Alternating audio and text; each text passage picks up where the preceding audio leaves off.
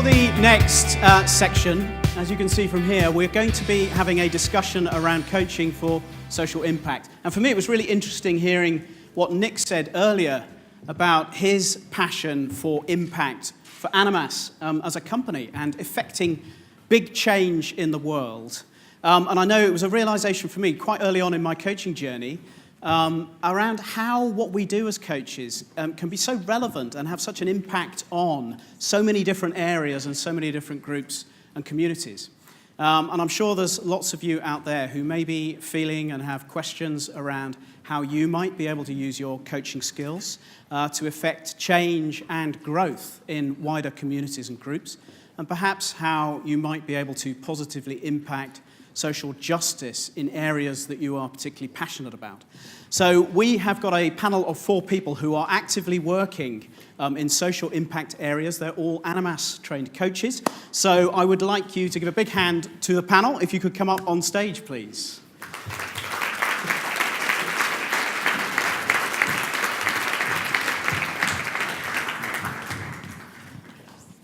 Okay, so I'm just going to give some very brief introductions. I'll start at the end. We have Libby Davy, who, apart from using the gents' toilets, which was quite a surprise,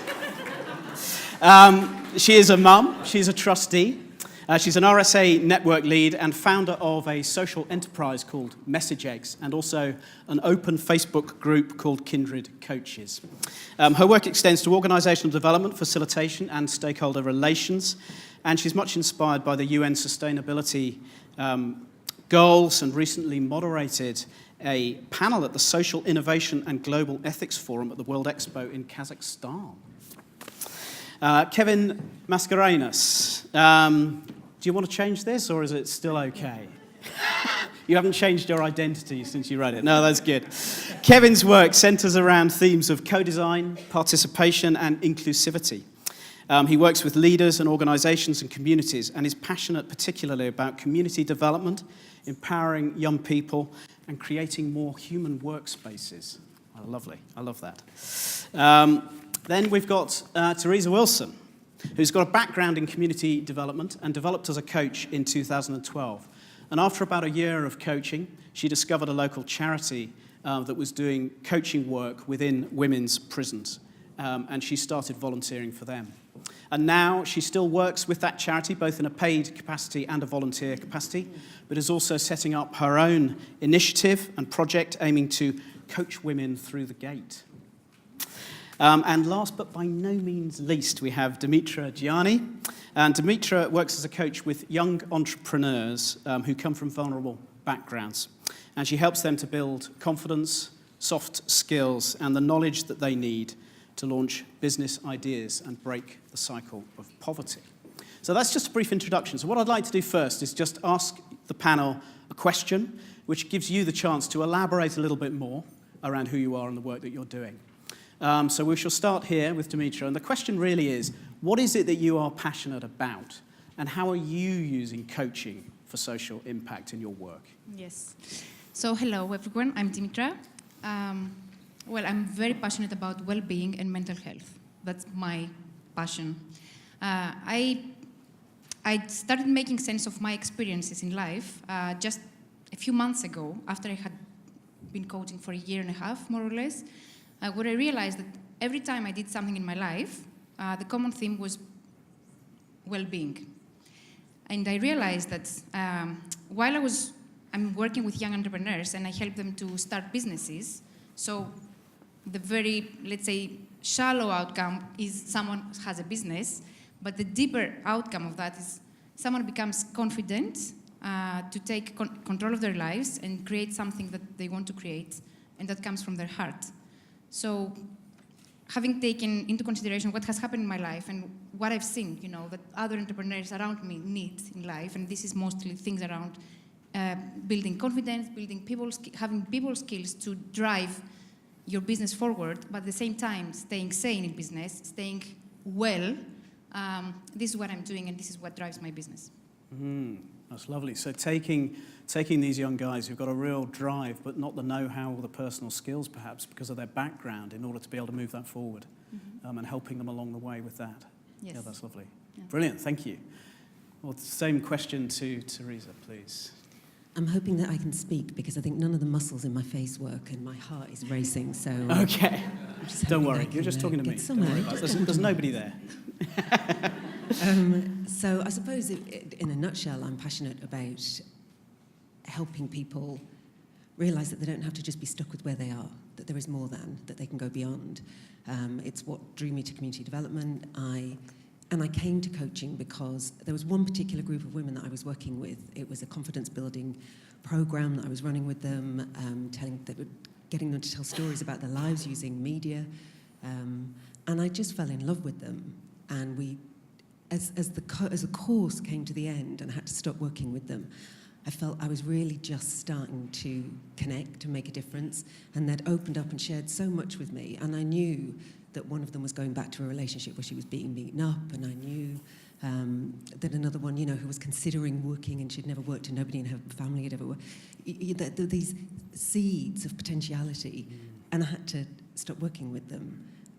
And at that point, I just thought, no, I want to do more and I want to do some one-to-one work, so that was what brought me to coaching. And I always knew that I wanted to coach people who couldn't afford to pay me, which is a fantastic business proposition. So I had to kind of tweak that slightly. And it is something that I hope we talk about here as well, because I'm really passionate about being paid, but I'm also really passionate about that trickle down. People are worth it. People in prison are worth it. They're worth that investment. And it's worth somebody investing in paying me so that I can invest my skills into them, so that they can invest their growth into their families and their communities. So it's important that there's a voluntary and a pro bono element to this, but it's also, I'm really equally as passionate about being paid and valuing this kind of work as much, because it's important. Right, absolutely. And I think that may be something that we touch on, is about how you might be able to make that work, doing this kind of social impact work. And there's something really lovely about that, about treating everybody wherever they are, just as human beings. And then that kind of ripple effect that can come out. So just one quick question. What do you mean by coaching women through the gate? So at the moment I work mostly in prison. So I work in men's and women's prisons, and I go in and we have 6 one-hour sessions. Mm-hmm. And that's great, and it's powerful, and it's particularly impactful around how am I going to get through my sentence. Increasingly I'm working a lot, particularly with addicts who are clean and well-intentioned inside, and terrified about what it means to leave. Right. And increasingly I want to go on that journey with them. So the project that I'm devising is starting working inside and then staying on release, working really intensively initially, and then tailing that off so that I can go on the journey. Okay, so that transition from this kind of institutionalized environment Absolutely. back out into the wider world. Yeah. Okay, lovely. Thank you, Sarita. That's great. Kevin. Okay, what am I passionate about? So, let me see if I can minimise the ramble. I'm passionate about creating a regenerative culture. What do I mean by that? The idea that we can be more than what we are currently, and that we support each other in getting there. I come from a permaculture design background, which is a land-based design system that creates abundant, regenerative, sustainable food-producing systems. And I've done this work internationally in West Africa, Central America, at the Arctic. And I work with communities on growing food and on how to live together and how to make decisions together. And that's some of the facilitation and design work that I've done. And I've complemented that now with coaching. And so I blend the 3 of those together to meet projects and clients where they're at. So now I think maybe I'm a transformational dialogist. Can't even say it. Transformational what? What was it? Dialogist. Okay, we'll get you to spell that later. Which is to say that I facilitate conversations that matter. I've just discovered that, by the way. Thank you, Nick.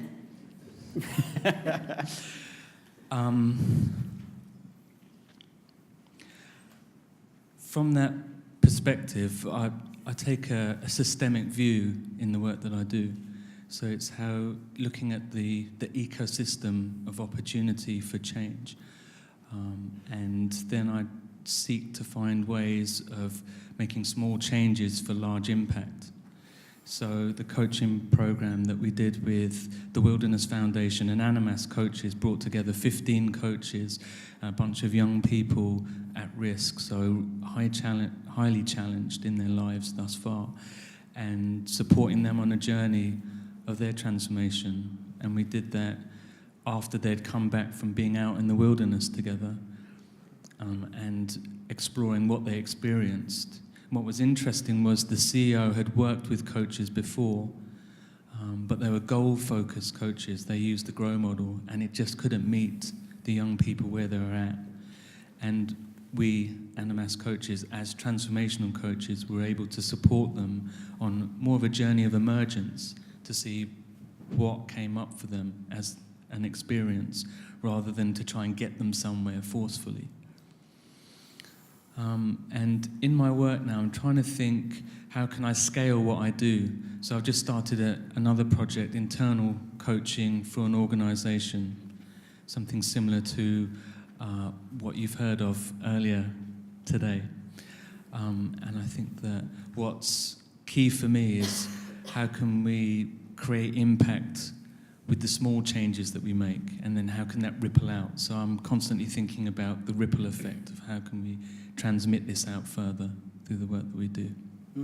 That's great. And it's a theme that's coming through, isn't it? That these small things that we can do that actually can create big change through ripple effects. And I think it's something that perhaps we don't recognise all the time, particularly, just as coaches working one-to-one with people, is the change that a session can have in somebody's life when you don't see them for a couple of weeks between sessions, that their lives are going on. And the same thing can happen here. Just small changes can really lead and ripple out and create big change. That's lovely. Thanks, Kevin. Libby, I know you're struggling a little bit with your voice. This will be interesting. So, first of all, I wanted to acknowledge that, in my view, everybody here is having social impact, because I think coaching has huge potential in every interaction that we all have.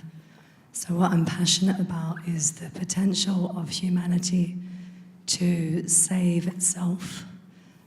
We face, in my view, Nick and I have been debating this, but it is a volatile, uncertain, complex and ambiguous future. We don't like talking about climate change, but it's coming, whether we like it or not. Artificial intelligence is coming rapidly, whether we like it or not.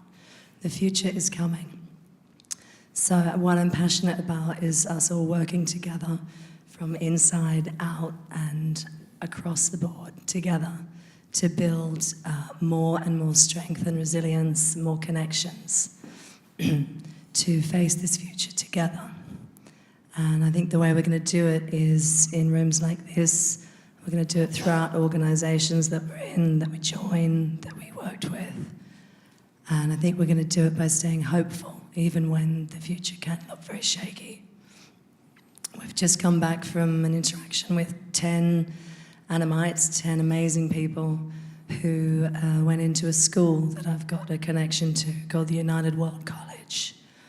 And these schools recruit young people who are likely to have a future role in leadership in the world around peace, internationalism and sustainability.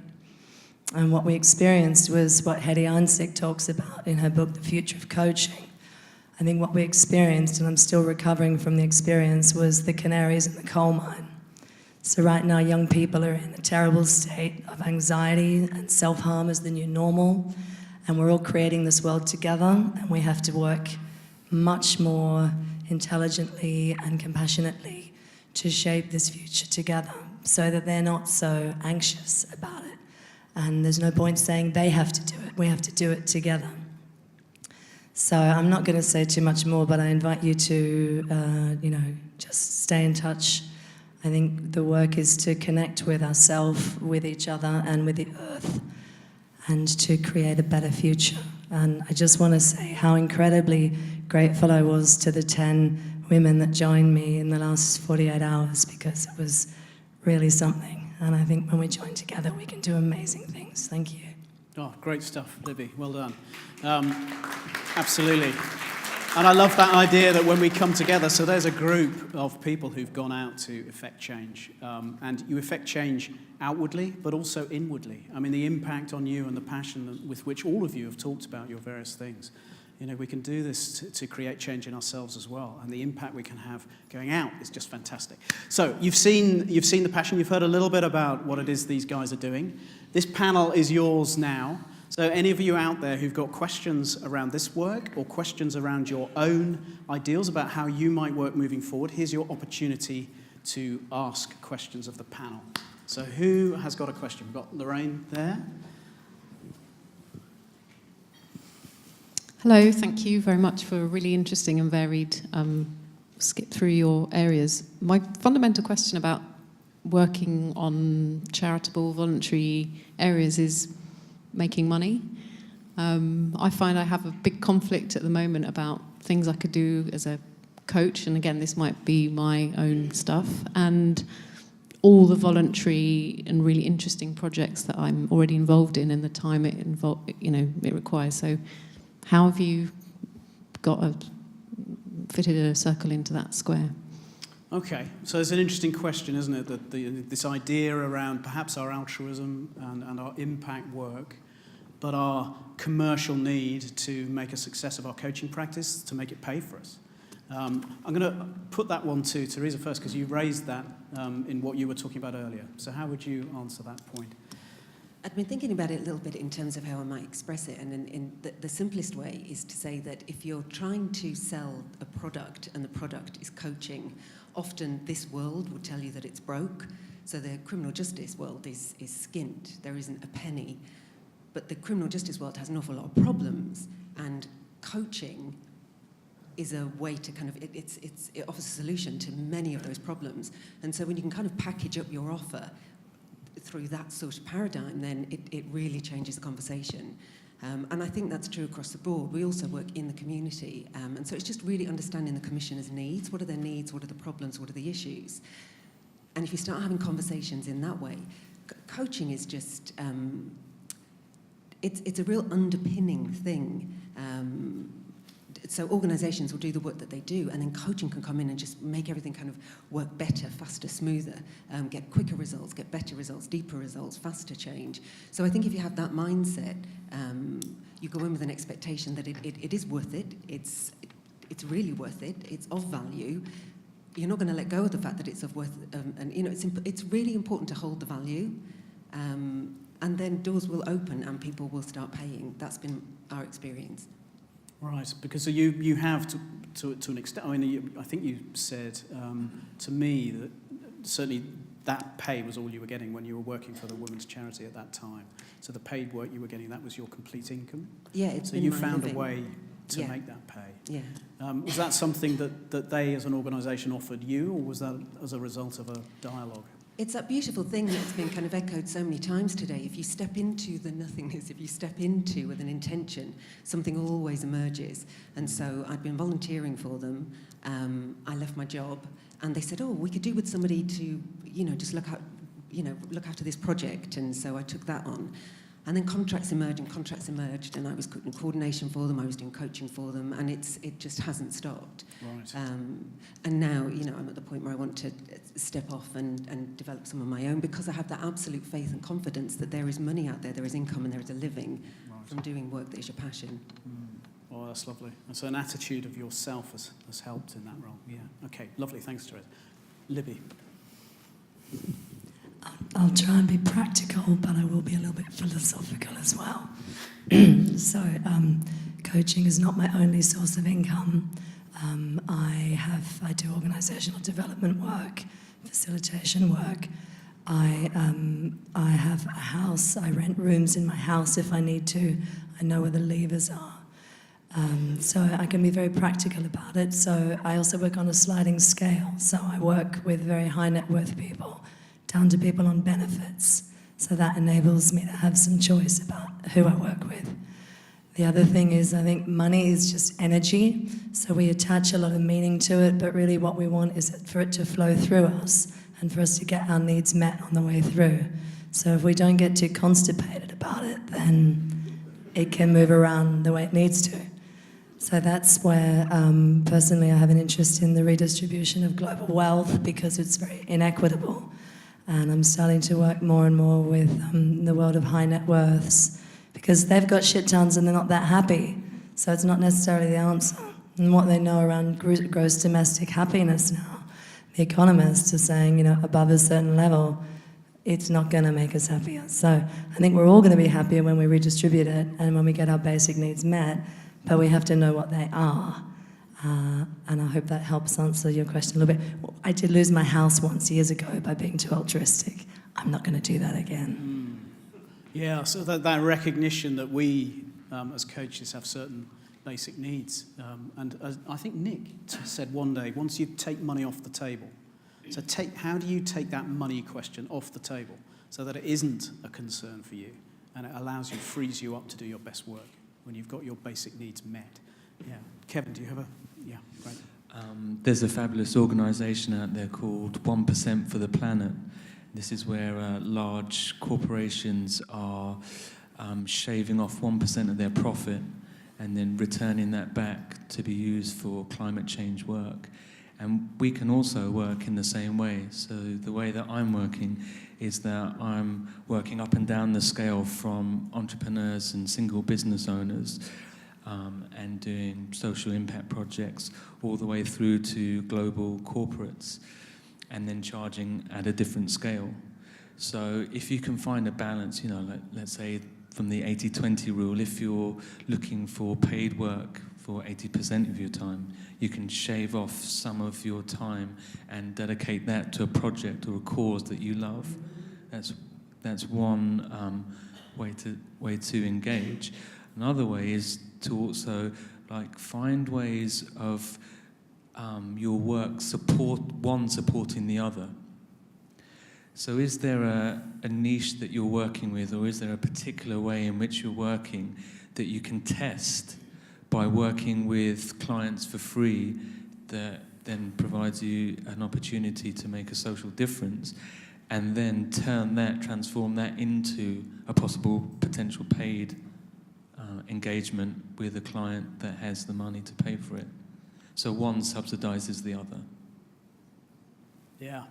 So there's all sorts of ways that you can be creative around that, generating an income that can support you whilst you're doing work which perhaps on its own might not. Yeah. Yeah, and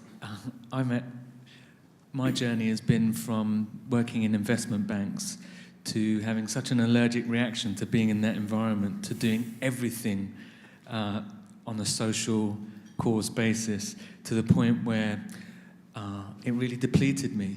So I'd be really conscious about thinking purely from an altruistic point of view.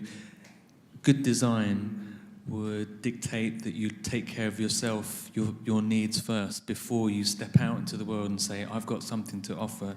Coaching is a gift. How can I engage with my community and society as a whole to create this regenerative culture that I was speaking of? Oh, that's great. Some really good practical advice there. Did you have anything you wanted to add to that? Yeah? No? Okay, go for it. So I would just like to ask why someone engages to charitable projects. So why would someone work for free for a cause, even if they really believe in that cause, when they haven't really taken care of themselves first? And I say that from experience because I was a person that really jumped into all the pro bono projects that exist in London, and I found myself completely broke and homeless. So not taking care of myself taught me one thing, and that thing was that I was trying to avoid, to explore who am I really and what is it that I want to do in life, and to believe in my full potential by working in projects that I really like to work on, but in reality they weren't really helping me to stay sane and to stay well, as I said before. So the most important question before engaging in any kind of activity at work is, why am I doing this?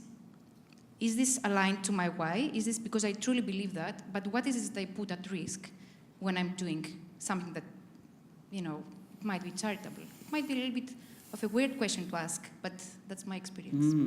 No, well, that's interesting, isn't it? And protecting ourselves. I think that's some really, really good, interesting advice, and maybe not what everybody would be expecting. Has that helped? All right. Yeah, good. Okay, lovely. Thank you, panel. So what else? Any other questions out there? Right at the back.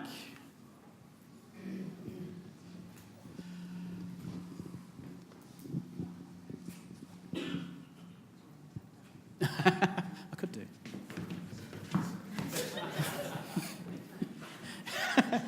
Hi, I feel so far away. Yeah. I wanted to ask you a question about power. I'm not quite sure what it is, but I guess the people that you're working with, there's real issues around not having any power and disempowerment. And I'm just wondering how you kind of bring that into what you're doing, or do you find that that comes with the coaching process naturally? This feeling of like empowering these people that you're working with? Okay, so Does that make sense? empowerment of individuals. How much do you find is that an element of the work that you are doing? Yeah, go for it. So I work with young people from 16 to 30 that they come from all walks of life. Many of them, they have had really, really challenging experiences in life. Some of them have been in prison, some of them have been raped, some of them have been they have been in addiction in general. So there's always an element of helping them see that there's another way for them to live life. And of course, power comes into that. And this happens through just listening. By listening without commenting, without trying to give any kind of advice, or without asking any kind of questions. It just somehow creates the space for them to open up and to start seeing that there is another way for them. So for me, that has been my way of dealing with that. Lovely, thanks. Well, there's lots of hands up. Pass it down. Do you want to say something? Because I imagine it's a really important part of what you do as well. Yeah, and I suppose the first thing that comes to mind is obviously that they empower themselves. We're not empowering them. And there's one principle I think that helps with that in the work that we do is that we always have an introductory session so that people can find out more about what coaching is, and then they make the choice. At that stage, is it for me? Is it for me, but it's not for me right now? Or is it not for me? And we do the softest sell because I think the empowerment starts there, if you like. That everywhere else in prison, you're told where to be and what to do, and to have that choice. Because it could be written into people's sentence plans. We could have a line of people kind of that have to be there. It's kind of not the point. It's skewing the offer before we've even started. So I think that helps. So by the time they come in the room, they've already had one experience of us interacting as equals. And that, as you say, that's what's so empowering. But for both of us, we sit there as equals. And I never know who's going to come through the door. In prison, everybody's in prison. It's a microcosm of society. I've coached doctors and solicitors and, everybody is in prison. But we sit there as equals and we begin that journey just the same as any other coaching relationship. Who are you? Where are you? Where do you want to be? And the empowerment just comes through the relationship. Right. Must be very rewarding work, I should think. Yeah, brilliant. Kevin? Yeah, I'd like to build on both of the comments so far.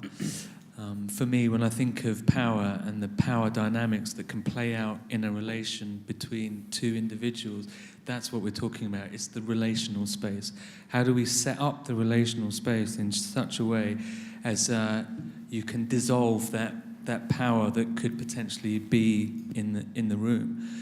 So with the work that I've done, similarly challenged in the same way as Demetria, is we went outdoors and we walked shoulder to shoulder, and that instantly sets something up. It dissolves that power dynamic because you're now a collaborator. You're now walking forward together on a journey, and that unfolds in the coaching session. And that was quite a breakthrough for those young people who are not used to relating to adults in a way where there could be partnership. Yeah, there's something very literal and metaphorical, isn't there, about walking. I mean, we talk about walking alongside with our clients, but if you're literally doing that in an outside space, how that can change that dynamic. It's very interesting. Yeah. Go around in circles. We're on a farm. This is. So, yes.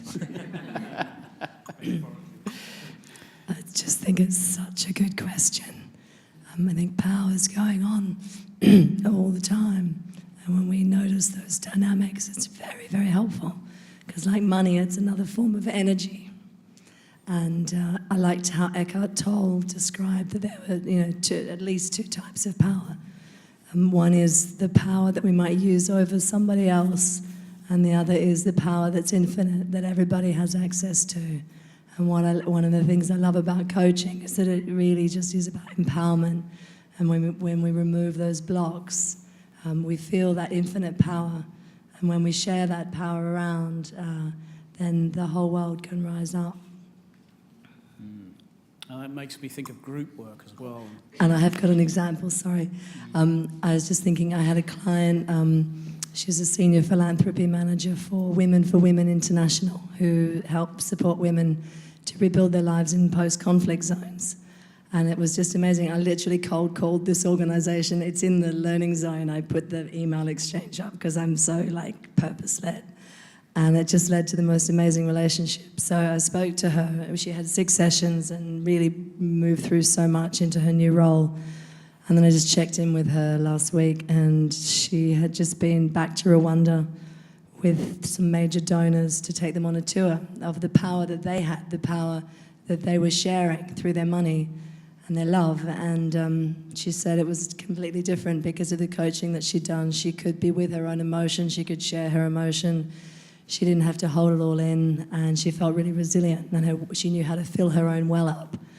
And I just was in tears because, 18 months ago, I hadn't realised I was a coach and I hadn't had the training, and I just think coaching is fucking great.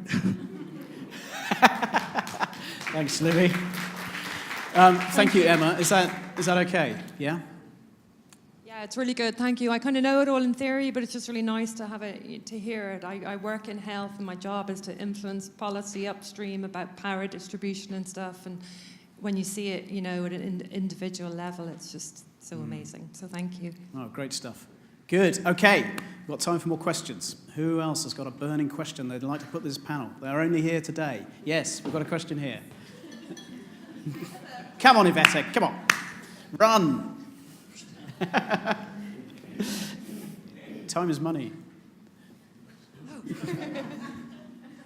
I have a slightly provocative question, if you like. Excellent. And now I'm going to ask my question not as a coach, but as a parent. So coaches who work with young people, and you mentioned something that's very close to my heart, young people who think that life is not worth living because they have all these anxieties about the world and they are self-harming. Can there ever be too much coaching when it's applied to young people? Because some parents, including myself at the moment, feel quite disempowered by the fact that their children will only discuss their problems with professional mentors and coaches, and they have stopped speaking to their own parents and family about it. So this is a very paradoxical situation, and I'm sorry if it's not relevant to everybody in the room, but how should parents behave in this world where children now think that they are not professionals to advise them anymore? Okay, so can there be too much coaching? And particularly, it's an interesting one, that parent-child relationship. And for some of us as parents who perhaps we feel that we've got a better way of interacting with our children, but what if our children don't welcome that interaction at all because they want to speak to other people? Has anybody got anything that they'd like to say? I'm going to just respond for a moment to that. I think it takes a village to raise a child. I've tried to build a village around my own child. I have just the one. And I'm incredibly grateful to have a number of people around her, including a therapist. I understand what you're saying, I really do. I loved what Teresa said about it being, consensual, not imposed on them. If they choose to reach out to a professional or anybody, personally, I'm really glad for that. But yeah, I hear you. It's hard when they don't come to you. I think for teenagers, it's really, really normal for them to want to go elsewhere to get advice and support. I don't think it's ever been harder to be a young person right now, and I think parents need a lot more support. So I think sometimes, for parents to receive coaching, particularly, say with teenagers, well, in so many areas. I know Nishi Patel's got some expertise around choosing pathways, but, anybody that's working with parents or young people, more power to you. Come and see me, anything I can do to help. I hope that answers your question a little bit. Okay. Thank you. So there can never be enough coaching is the answer. Great. Have you got something? Yeah, go for it. I'm not sure how aware you are of attachment theory. A great resource for that is Dr. Gabor Mate. Can you say that again? Gabor Mate, M-A-T-E. And what he speaks about is the connection between a parent and a child that starts from a very early age. And when that's nurtured and held close, how that bond is created really matters in later life. And the absence of that can lead to compensatory behaviors like addictions. A lot of our addictions come from that root. So when we hold our child close, it creates that dynamic and that bond. And it's what children actually need is an adult-to-child relationship where they're informed, their language is informed, and their way of being is informed. And what we're seeing in modern society is that children from a young age are going to their peers for that level of interaction and nurture, and there's something missing there. That's slightly outside of coaching. Thank you. A sole round of applause. Brilliant. Okay, that's good. Okay, thank you very much for the question. Thank you. So we've got time for one more. Oh, sorry. Yeah, very quickly. We were commissioned to work at early help, so it was working with families before things escalate. And the commissioner thought that we would primarily be working with young people directly. We've ended up working more and more and more with the parents, and it was just a really, really gorgeous example of a parent and his son were both being coached. And the parent went on this gorgeous journey from being, the son's the problem, he's been taking all these drugs, he's really, oh, hang on. Oh, I'm the problem. Oh, hang on. Oh, and then I'm the solution. And it was just this exquisite journey. And the son came out of coaching because actually he didn't need to be there because the parent had corrected what needed correcting. So, and then the commission is kind of learning as we go along about, where does where do we need to be focusing our attention for real results? Brilliant. Yeah, thank you. No, that's really helpful. Thanks. Okay, one more question. It was, yes. Hi. Just carrying on from what that lady said about about children. In approximately 2 months, I will have 4 teenagers in my house. My youngest will become teens, so I'll have 4. And It's a completely different ball game from when they were younger. And at the moment, I'm listening to 8 hours worth of a book called The 5 Love Languages of Teenagers.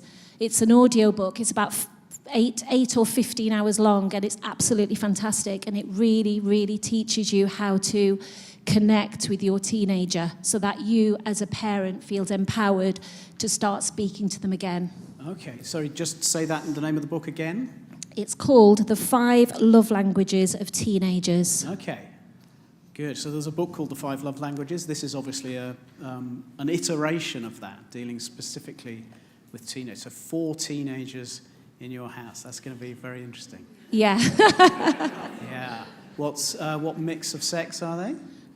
Girl of 17, boy of 15, and twin girls who will be 13 in 2 months. Good luck with that. Thank you. I would say. Yes, good luck with that. I'm just moving out of that. My boys are now sort of just leaving their teenage years. I'd like to say it gets easier. I'd like to say that. No, it does. I think it does. Anyway, okay, good. Well, look, we're just about running out of time, actually. So I've got one final question that I'm going to put to the panel here. So for the guys out there who have a passion and have a feeling that they would really like to engage in a social impact capacity, but there's something holding them back, they've got these fears about where do they start. Have you got one tip that you might be able to give them to just set them on their way? We'll start with Dimitra. Well, actually, I was in that situation a few years ago. I want to do things around a certain area that I was passionate about, but I didn't know how. So what helped me was to reach out to other organizations that were doing the exact same thing that I want to do. And I asked them, how can I help you? How can I work with you? And what is it that you need right now that I can offer it through my free, actually, coaching or anything I could do for them? And in exchange, can you mentor me? Can you help me get the skills I need so that I can go out there and build a similar project or any other type of project that can help me create the change that I want to create? Oh, fantastic. So find an organisation that's doing the type of work that you want and offer your services. See what they're up to. Great symbiosis of energy there. Brilliant. Teresa. What she said. With one slight tweak. It's what everybody's been talking about, it's relationships. So again, find those organisations who are doing the kind of work that really speaks to you, that excites you. Go and talk to them. My tweak would be, if you don't want to set up your own organisation, would then be to say to them, let's apply for funding. I can write the funding bid, but and if you can field the cash and pay me, that would be, if you feel ready for that. I started on a voluntary capacity, but now I'm at the point where that would be the approach that I would take, right. So that you can get paid for doing work that is bringing benefit to that organisation, and you're held within that organisation as a place for you to learn and grow. Brilliant. Thank you. Kevin? In my journey, what I've done is take a systemic perspective. So I've looked for ways in which I can ask for support and grow something together by drawing on the skills and talents of others and sort of be a facilitator to bring that together.